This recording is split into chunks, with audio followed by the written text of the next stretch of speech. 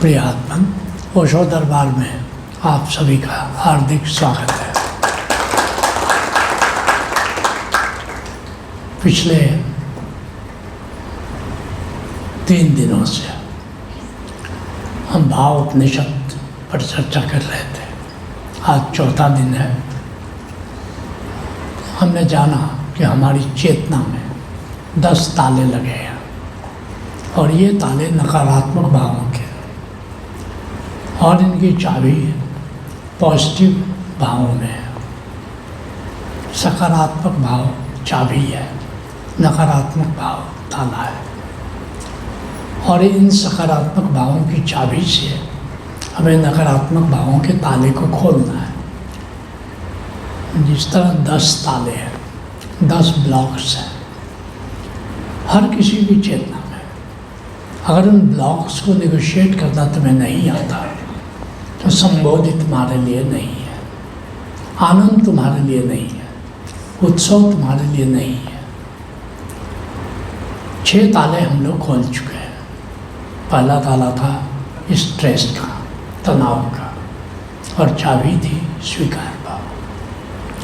दूसरा ताला था दुख का, चाबी थी अहोभाव।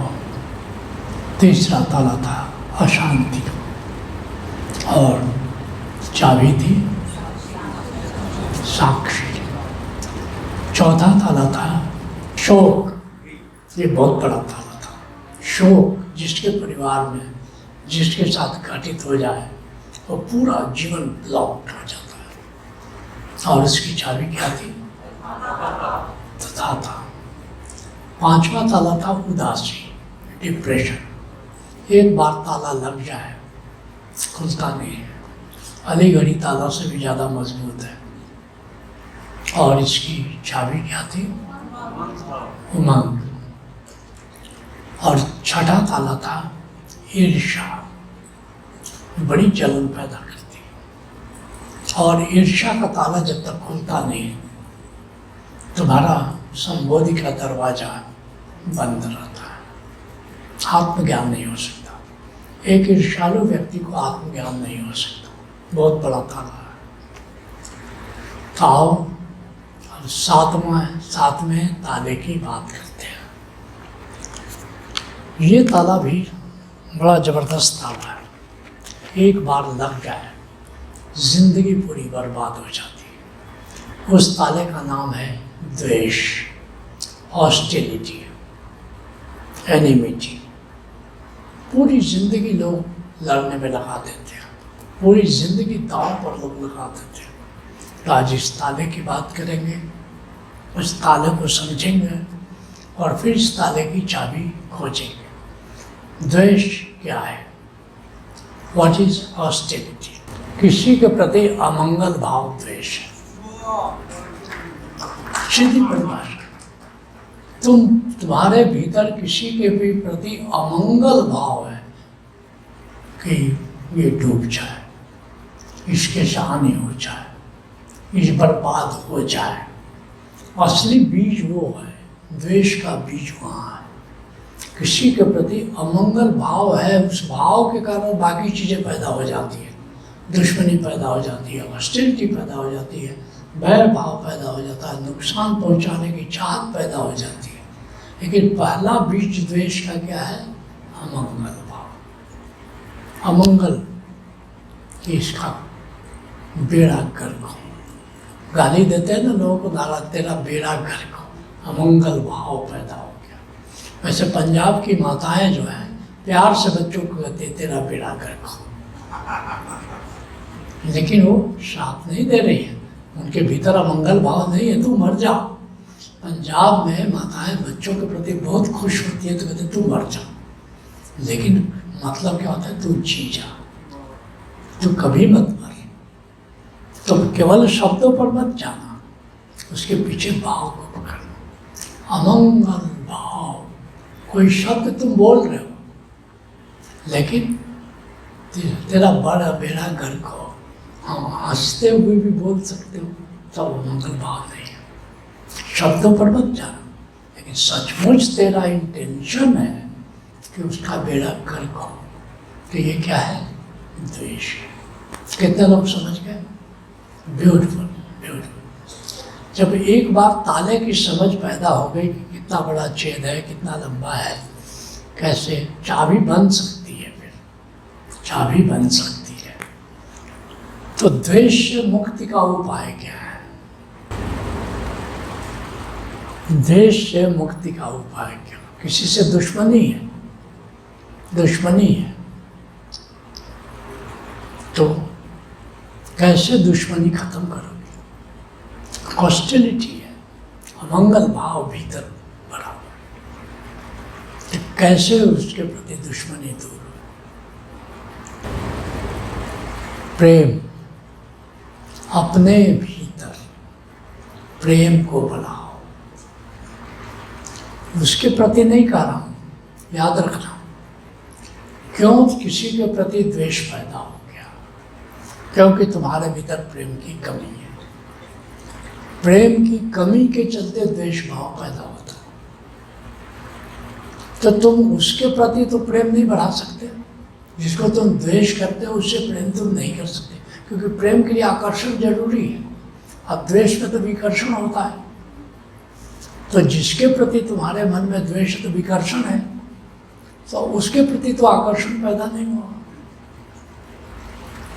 प्रति की बात नहीं हो रही, ये एक बात, ये एक तरह से सिम्टम है।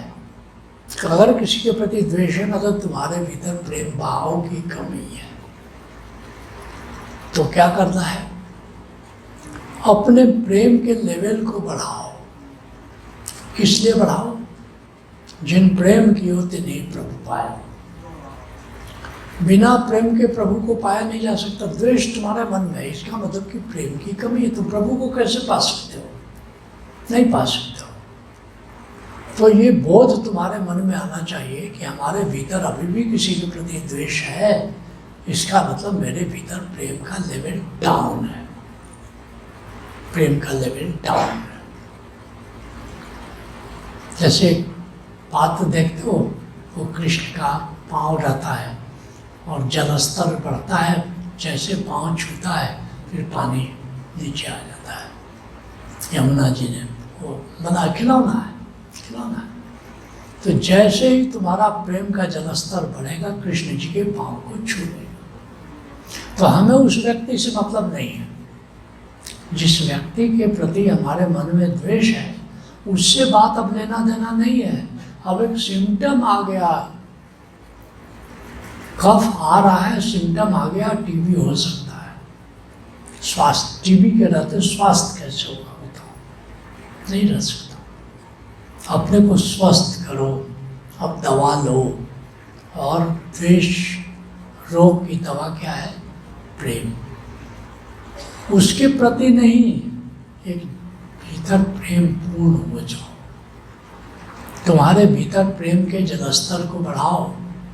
और प्रेम का नियम है, जिससे प्रेम, जिसको तुम देते हो, प्रेम वहां से नहीं मिलता, नहीं मिलता। खास करके जिन संबंधियों को या और किसी को जिससे तुम्हारा संबंध है, जहाँ तुम्हारा अधिकार है, वहाँ से प्रेम नहीं लौटता है। जैसे मैं प्रेम प्रज्ञा में उदाहरण देता हूँ कि कुआं जिसको जल देता है, वहाँ उस व्यक्ति से उस कुएं को जल वापस नहीं मिलता। नदी जिसको जल देती है, उस व्यक्ति से या उस पशु से उसको जल नहीं मिलता, लेकिन कहीं से भी मिलता है। उसके उद्गम से मिलता है, कुएं को उसके स्रोत से मिलता है, और जितना वो खर्चता है उतना मिलता है। नियम है कि नहीं? तो उसी तरह से अपने भीतर तुम प्रेम बढ़ाओ, और प्रेम बढ़ा के किसी को तुम दो मत। इससे विचलित हो जाना कि जिसको पत्नी को दे रहा हूँ, पति को दे रहा हूँ, संबंधियों को दे रहा हूँ, सास को दे रहा हूँ, ससुर को दे रहा हूँ, पड़ोसी को दे रहा हूँ, वहाँ से तो मिल ही नहीं रहा। अरे नियम है कि वहाँ से नहीं मिलता। तुम सोचते हो कि कम से कम जहाँ प्रेम हम दे रहे हैं वहाँ से तो प्रेम मिलना चाहिए। तुमने अपने बच्चे को प्रेम दिया, अब बच्चे को प्रेम दिया, तुम सोचते हो कि लड़का मुझे प्रेम करे, वो काहे को करेगा? अपनी बीवी बच्चों को प्यार करेगा, तुम्हें क्यों करेगा? नहीं करेगा। प्रेम जो है आगे देखता है, पीछे नहीं देखता, नहीं देखता। लेकिन तुमको मिलेगा प्रेम, तुमने फिर भी प्रेम जारी रखा तो कहाँ से प्रेम मिलेगा? तुम्हारे मित्र से मिलेगा, किसी और से मिलेगा, परमात्मा से मिलेगा, लेकिन मिलेगा जरूर। तुमने प्रेम देना जारी रखा, किसको दे रहे हो ये महत्वपूर्ण नहीं है। शायद जिसको दे रहे हो उसको 99% वहाँ से प्रेम नहीं लौटेगा। खास करके जहाँ तुम्हारा अधिकार है, जहाँ तुम्हारा संबंध है। मित्रों से मिल सकता, संबंधियों से नहीं मिल सकता। याद रखो, इस पर बड़ी तीखी बात कह रहा हूँ, बड़ी कड़वी बात कह रहा हूँ, लेकिन यही सच है, यही सच है। लेकिन तुम अपना प्रेम क्यों जारी रखो? जिन प्रेम कियो तिन ही प्रभु पाओ। इसलिए कि जब तुम प्रेम दोगे तो प्रेम परमात्मा से तुमको मिल जाएगा और कई गुना होकर के मिलेगा। तो जब प्रेम का लेवल तुम्हारे भीतर बढ़ेगा तो तुम द्वेष से मुक्त हो जाओगे। कितने लोग समझ गए? Beautiful, beautiful, right. प्रेम क्या है? प्रेम क्या है? जैसे गुरुत्वाकर्षण क्या है? दो पदार्थ के बीच का आकर्षण गुरुत्वाकर्षण, ऐसे दो चेतनाओं के बीच का जो आकर्षण है वो प्रेम है। दो चेतनाओं के बीच जो आकर्षण, ये सहज है। तो क्या करना है? आकर्षण के साथ सानिध्य का मजा लेना प्रेम है। आकर्षण का एलिमेंट उसमें होना चाहिए। आकर्षण के साथ, अब ये आकर्षण मित्र से हो सकता है, प्रेमिका से हो सकता है, प्रेमी से हो सकता है, ये गुरु से हो सकता है, ये परमात्मा से हो सकता है। गुरु में भी चेतना है, परमात्मा में भी चेतना है, परम चेतना है परमात्मा। तो फिर क्या करो? आप गुरु के साथ मित्र, प्रेमी के साथ आकर सानिध्य चाहिए, प्रेमिका के साथ सानिध्य चाहिए, गुरु के साथ सानिध्य चाहिए, गोविंद के साथ सानिध्य चाहिए और आकर्षण चाहिए। आकर्षण पर प्लस सानिध्य इक्वल टू प्रेम। कितने समझ में? राइट। आकर्षण प्लस जिससे प्रेम करते हो उसका सानिध्य चाहते हो। ऐसा हो नहीं सकता किसी से तुम प्रेम करो और उसके सानिध्य का तुम्हारे भीतर जज्बा पैदा नहीं हो, ऐसा नहीं हो सकता। तो आकर्षण प्लस सानिध्य, इसको प्रेम करते हैं। प्रेम अवचेतन की शक्ति है, सब कॉन्शस में ये पैदा होता है, ये सब कॉन्शस का पावर है। और ये ऐसा पावर है जो स्वयं के लिए और किसी और के लिए कुछ करने की हमेशा प्रेरणा देता रहता है। ये सृजन की ओर ले जाता है। हमेशा लगता है जिसको तुम प्रेम करते हो उसको क्या दे दें, उसके लिए क्या कर दें। अगर प्राण भी चाहिए तो उसके लिए देने को तैयार हो जाता है। होते हो कि नहीं? तो किसी के लिए कुछ करना है या अपने लिए कुछ करना है। स्वयं को प्रेम करोगे तो अपने लिए कुछ करोगे, किसी और को प्रेम करोगे तो उसके लिए कुछ करोगे। तो सृजन का जन्म होता है, प्रेम से सृजन का जन्म होता है। प्रेम से सानिध्य की प्यास जगती है, प्रेम में आकर्षण है। लाख मुखड़े मिले और मेला लगा, रूप जिसका जचाओ अकेला लगा। रूप ऐसे न कोई समारा करे, मन दोबारा तिबारा पुकारा करे। ये प्रेम की बात है। प्रेम साधे कैसे? कहा तो दिया कि प्रेम के तल को बढ़ाओ। प्रेम को साधोगे कैसे? जिसको द्वेष करते हैं उसके प्रति नहीं सधेगा, नहीं सधेगा। ऐसा कोई अभागा नहीं है।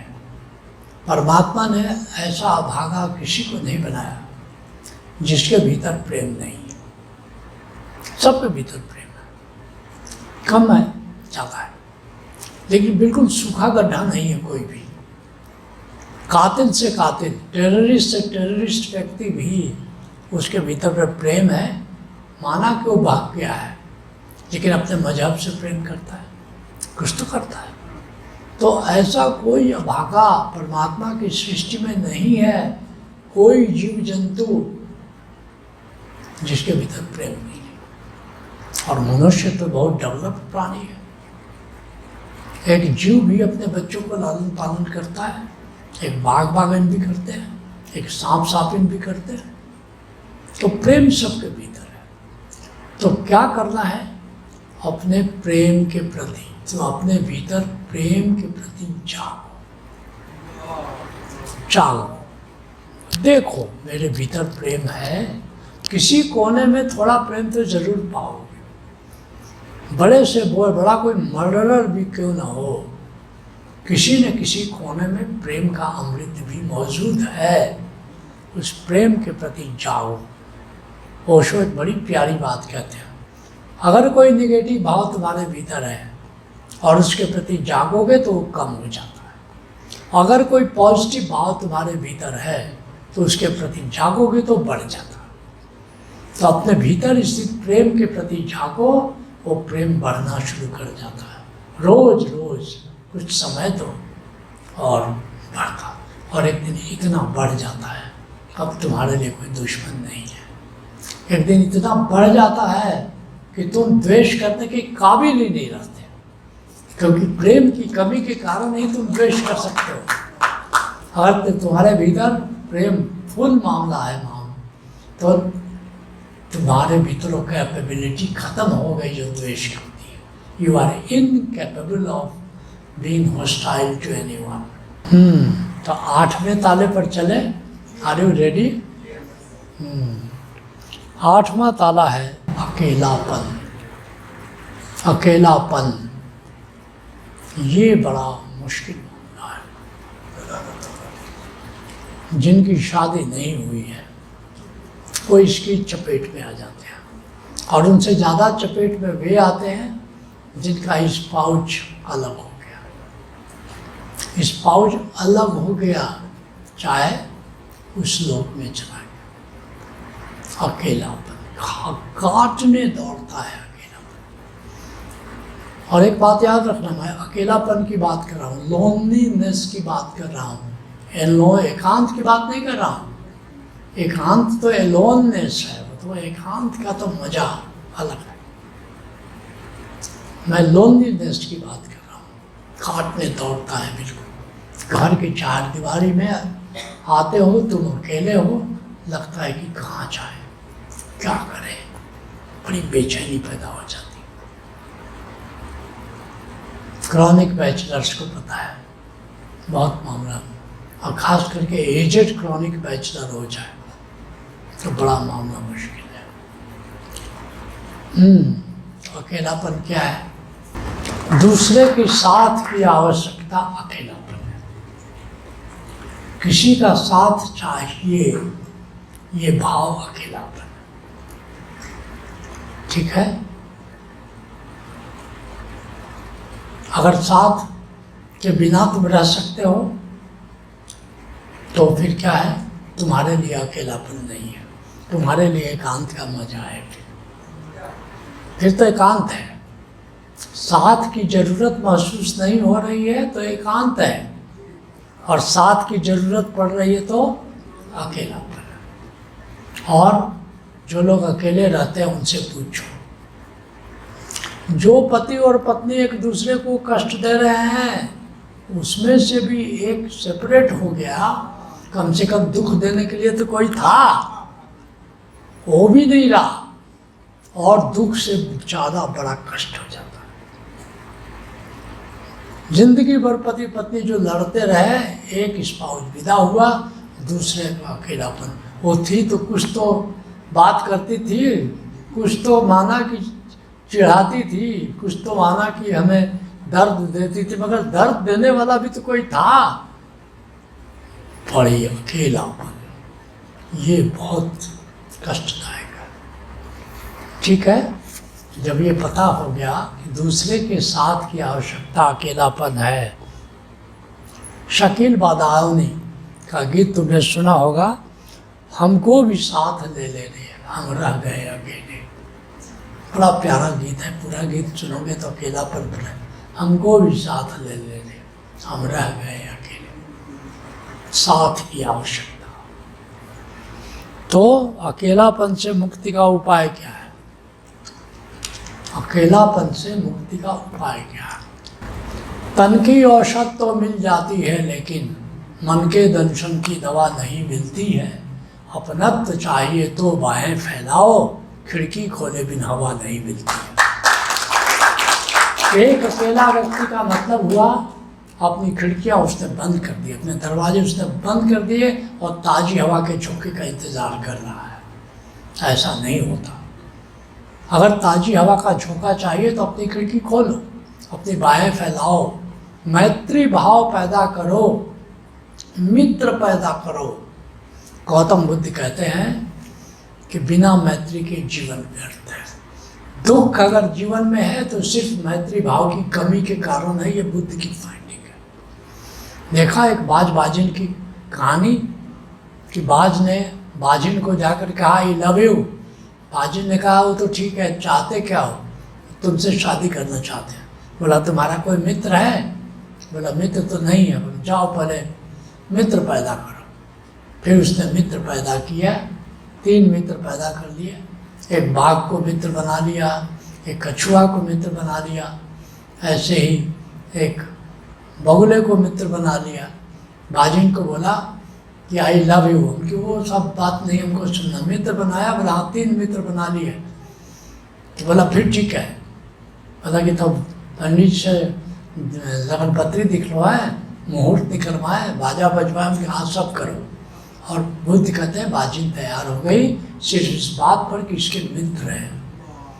जी उस व्यक्ति से शादी मत करना, सब कन्याओं को बोलते हैं पहले पूछ लो तेरे मित्र कितने हैं। अगर वो कहता कि कोई नहीं मित्र हो, मेरी जान जो हो तो तुम ही बोले भाग। मित्र होने चाहिए, मैत्री भाव होना चाहिए, मित्र बनाने की आकांक्षा होनी चाहिए तुम्हारे भीतर। अगर मित्र बनाने की तुम्हारे भीतर आकांक्षा है तो तुम मित्र बना लोगे। मित्र के कभी कभी तुमको जीवन में महसूस नहीं होगी। और जब मैत्री भाव तुम्हारे भीतर है तो जिंदगी में कभी तुम अकेले नहीं रहोगे। ठीक, कितने लोग समझ गए? Beautiful, right. मैत्री भाव क्या है? मैत्री भाव अगर विद्यमान हो तो अकेलापन से मुक्ति होती। मैत्री भाव लेकिन है क्या? सम्मान के साथ सानिध्य का मजा लेना मैत्री भाव। प्रेम और मैत्री में क्या अंतर है? सानिध्य का मजा कॉमन है, दोनों में कॉमन है, लेकिन जहाँ आकर्षण है वहाँ प्रेम है। और जहाँ सम्मान है, मैं तुमको बताऊं, यूरोप में मैंने देखा, खासकर स्पेन में मैंने देखा, वहाँ शादियाँ नहीं होती, वहाँ लिव इन रिलेशन है। लिव इन रिलेशन यूरोप में आजकल लिव इन रिलेशन है, and live in relation is more stable then marriages. क्यों है? सम्मान भाव है, मैत्री भाव है। वहाँ जो स्पाउस होते हैं, जो लिविंग पार्टनर्स होते हैं, उनमें आपस में मैत्री भाव है, सम्मान है। वे जानते हैं अगर सम्मान नहीं रहेगा तो बंदा या बंदी चली जाएगी, चला जाएगा एकदम से। तो सम्मान जो है, और मैत्री कहते हैं, ओशो कहते हैं मैत्री प्रेम से ऊंचा है। Friendship is higher than love, ये ओशो की घोषणा है। क्यों? आकर्षण कितना भी हो टिकाऊ नहीं होता, लेकिन सम्मान टिकाऊ हो सकता है। प्रेम हमेशा क्षणभंगुर है, मैत्री क्षणभंगुर नहीं है। मैत्री दीर्घकालिक है। कोई मित्र हो सकता है, जीवन भर का मित्र हो सकता है, लेकिन आज तक देखा नहीं गया कि कोई जीवन भर का प्रेमी और प्रेमिका रहे, नहीं देखा जाता। लेकिन मैत्री जीवन भर की हो सकती है। बहुत से तुम जानते हो, अपने जीवन में जानते हो, कुछ मित्र हैं जो जीवन भर से मित्र हो सकता है। तो सम्मान के साथ सानिध्य के जो 2 मित्र होते हैं वो आपस में बैठना चाहते हैं, एक दूसरे से मिलना चाहते हैं। बड़ी व्यग्रता रहती है मित्रों में, कब मेरा मित्र आएगा, क्या कब मैं उससे मिलूंगा। सबसे बड़ा मित्र कौन है? सबसे बड़ा मित्र कौन है? गौतम बुद्ध कहते हैं गुरु कल्याण मित्र है। हमेशा कल्याण चाहता है तुम्हारा। बाकी मित्र कभी कभी तुमसे कुछ फायदा भी चाहेंगे, गुरु तुमसे कोई फायदा नहीं चाहता, बस तुम मैत्री भाव में हो, सम्मान करते हो, काफी है, हो गया, काफी है। गुरु है सच्चा कल्याण मित्र, गौतम बुद्ध की घोषणा है। गुरु की मैत्री, और गुरु की मैत्री साधने के लिए क्या करना होगा?